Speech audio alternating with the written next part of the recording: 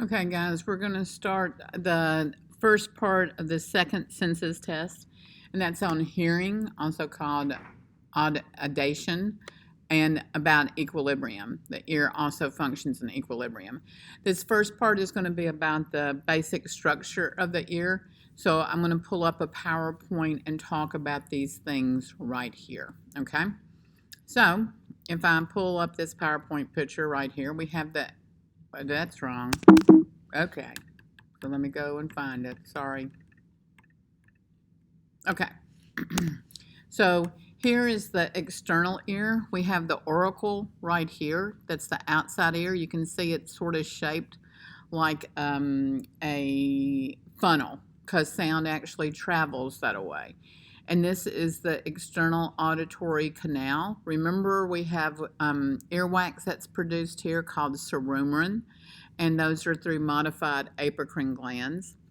Then also here we have the tympanic membrane. This is where the external ear actually starts, or it stops, sorry. So it starts here and it actually stops at the tympanic membrane. Sound travels around the auricle. Think about a coin, those coins that you put in for St. Jude and everything, and they go around and around and around and around until they hit to the bottom.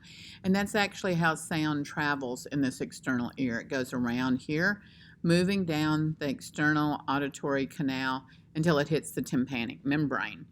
At that time, you're in the middle ear, and you have 3 auditory ossicles, which are the smallest bones in the body. You probably know them as the hammer, the anvil, and the stirrup. Medically, they're called the malleus and the incus and the stapes.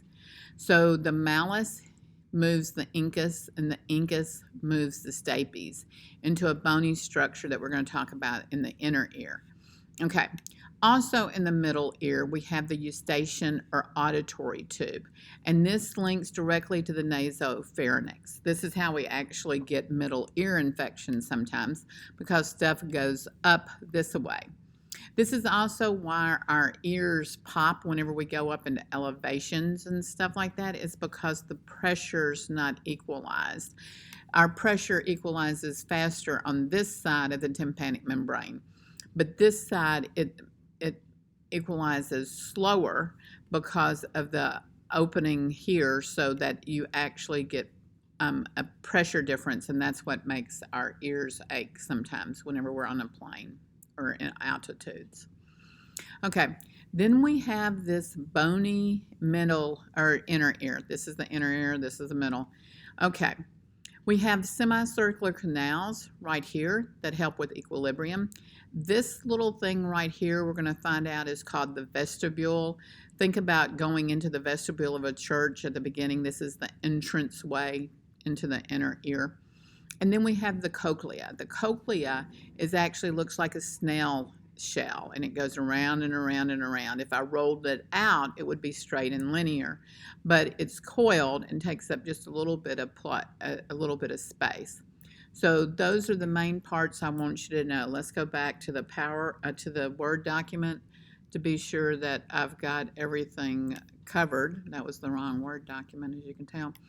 Okay, so I've got the parts of the outer ear covered. Remember, the eardrum is semi-transparent, and it vibrates. It's just like a timpani in a band, which is a drum in a band. And middle ear is the eustachian and auditory tube, and then the auditory ossicles, smallest bones in the body. And the stirrup actually hits against a structure in the inner ear called the oval window. Then when we get into the cochlea and all of that, this becomes quite confusing. So I'm going to go and do a second lesson on that. So we have the cochlea, which is the snail shell. We have the vestibule, and then the semicircular canals. So we're going to come back and talk about that inner ear. That's all for right now, guys. See you later.